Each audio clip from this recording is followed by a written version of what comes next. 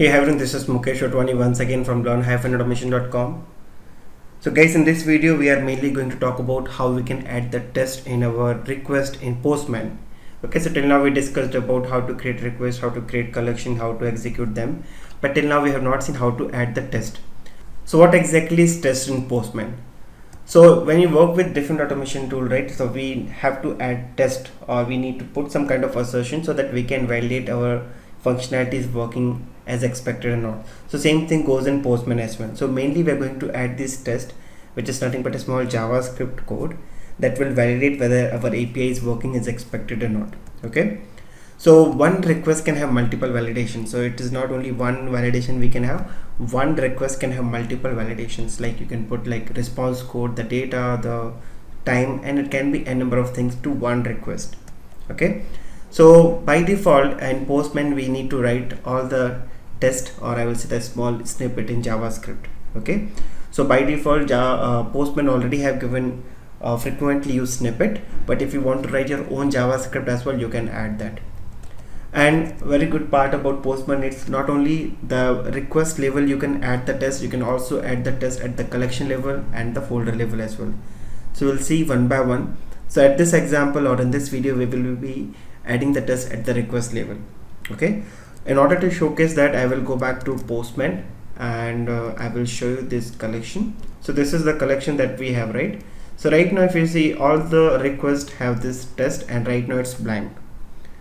So if you come down here and see, but before we move to this, there's also one more section called pre-request script. Okay, so this is totally different. Okay, this is the test that will be executed after your request, but before your request, if you want to make certain calls, or if you want to do any activity, you can do under pre-request script. We'll focus more about this in the next video. Right now we are focusing only on the test section. So these are the frequently used snippet they have already provided, so you can use that. So let me show you a few snippet, and once we move forward, we will also deal about the environment variable, global variables, and so on. So if you come down here, the basic test that we need to add in each and every API is the status code, right? That is the first validation that we need to keep, that whether our APIs is working fine or not, right? So if you see here, we have a status code is 200. They have already given a snippet. The moment you click on code snippet, this will come down, and now you can simply make a send request. The moment you click on send, you can see a test result has been added now. Earlier it was blank. Now if you click here, you can see status is passed, and this is the test description that we have added. So how it is coming, and what exactly is this pm.test, what is this pm.response, let me show you. So if you come down to their official documentation, they have mentioned here that you can use pm.response object to collect all the information from the response, right? pm.response, here pm means Postman. So you will see pm.test, pm.response everywhere. So pm.response will have the complete information about the response, and based on your requirement, you can play with the other attributes.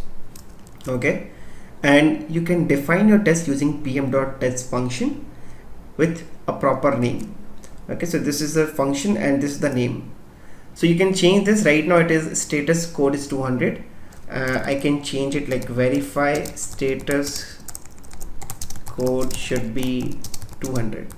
Okay, now when I send this request again, and this time you can see it has been changed. Earlier it was the default one. Now I have added status code should be 200.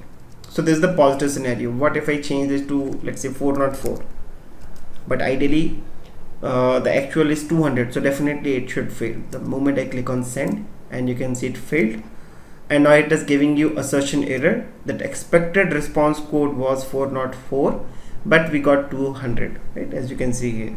So definitely it should fail, and it got failed. So this is how this test works. So this is the basic test that you need to add in each and every, I would say, request that you're making. But let me also show you a couple of other snippets that you have to use frequently along with your status code. So if you come down here, you can see another method or another code snippet, the response time. sometimes we need to also validate that response time should not be more than 1 minute or 1 second, or it can be 500 millisecond, right? So here you can see again they have used the same thing, only thing they have changed is the response time. So pm.response is same, okay, you can see here, right? Now they are also capturing the response time, and we are also checking it should be below 200. Okay, if it is above 200 it will fail. So let me run this, and it got passed again. Okay, so you can see it is less than 200 millisecond it is passed. What if I make it, let's say 1 millisecond? Will it work or not? Let's see.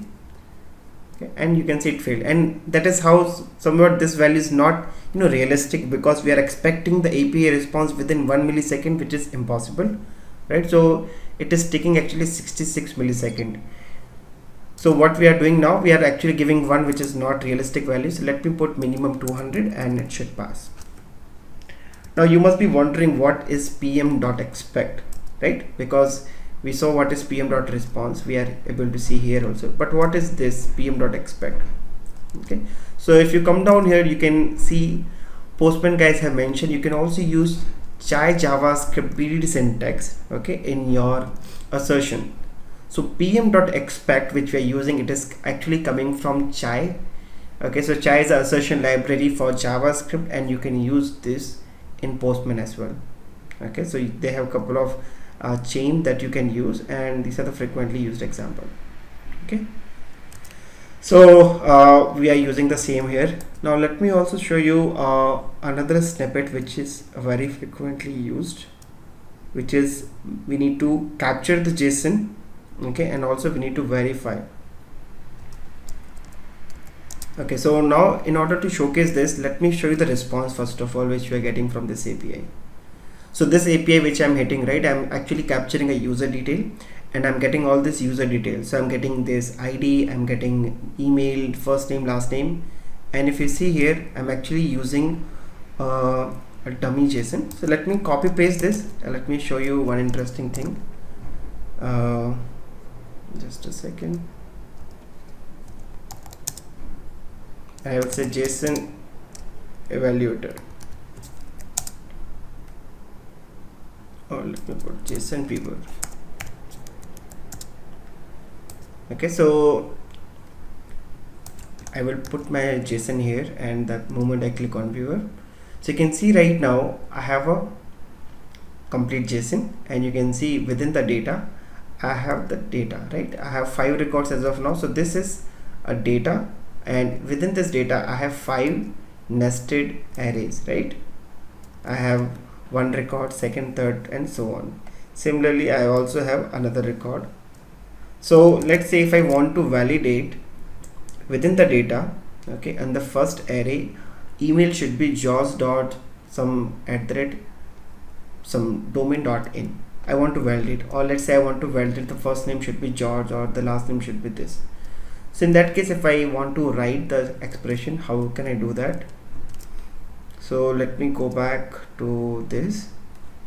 Okay, and you can see what it is doing. It is actually capturing the response in a JSON format. It is storing in a variable called JSON data. Okay, now what we are checking, we are saying within this, see the value, and it should be 100, right?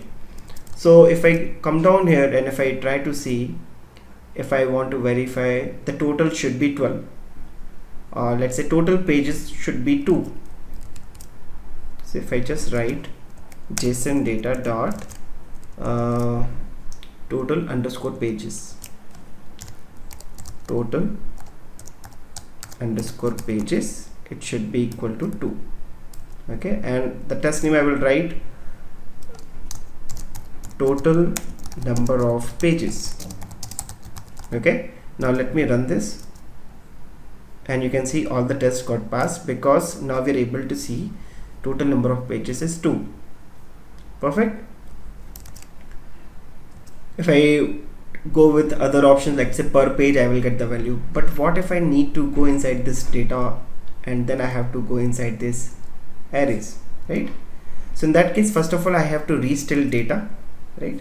So in that case, I will just copy paste the same function, and I will copy paste here, and I will just say verify email, just as some random name I'm giving. So instead of going to total pages, first of all I have to go till data. So I will write data, right? Now within the data I have to navigate to the first array, which is 0. So I will say bracket 0. Now within this data or 0, I have to validate the first name. So I will say dot first name, first underscore name, fine, and it should be equal to George. So I will just copy.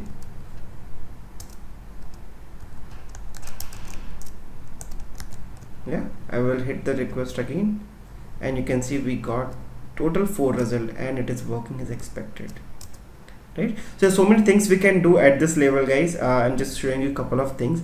We have so many test snippet here, and if you want to explore more about the different test script they have, you just click on this icon called learn about test script. It will open the complete documentation in a new window, and you can see number of examples they are given. Okay, so I would highly recommend you to watch and check their official documentation. They have written, you know, in detail each and everything. And apart from this, let me also add one test in each and every request, and I will show you in the test runner. Okay, so I will put the basic one, test status code. So here we are expecting 201, so I will make it 201 here, because it's a post call. It will make a request every time to the server, so it should be 201. Same thing I will do for delete user. For delete user, right now this user, when we delete, right, it is giving 204. Right now this user does not exist, so it says 204. Okay, so I can add a content or a snippet here called 204. So we are expecting 204. Okay, let's fail one test at least, right? So that we'll see the pass and fail both. Yeah, so this is what we have done. Let me close everything, close all the tab. It is, this particular request was not saved, so click on save changes. Now let's run this collection, and this time, since we have added test for each and every request, you will see the test result will not be blank. So just come down here and click run my collection, and here we go. So total number of tests is 6, 5 passed, 1 failed. So the first one is already 4 passed. Second request has only 1 validation, which is also passed. This one got failed, and we are getting proper message, right? So that is the power of test. So right now we are adding test only at, you know, the request level, but you can also add the test at collection level as well. So just keep this point in mind. We will be adding test at collection level as well. I hope you like this video. So I will be sharing these links in the description directly. If you want to navigate, if you want to see, feel free to navigate to this documentation. And apart from this, if you want to write your own conditions as well, yes, you can do that. You can play with the JavaScript, and you can play with the JavaScript, and you can add n number of tests, and you can pass the data between different requests as well. Okay, so that's what I have for this video. If you like this video, share with your friends. Do not forget to subscribe my channel, because I will be coming with new videos soon. And in case if you have any other question, or you have any other question in mind, feel free to send an email to my email, which is mukeshotwani@learn-automation.com, and I will see you in the next video. Have a nice day. Bye bye.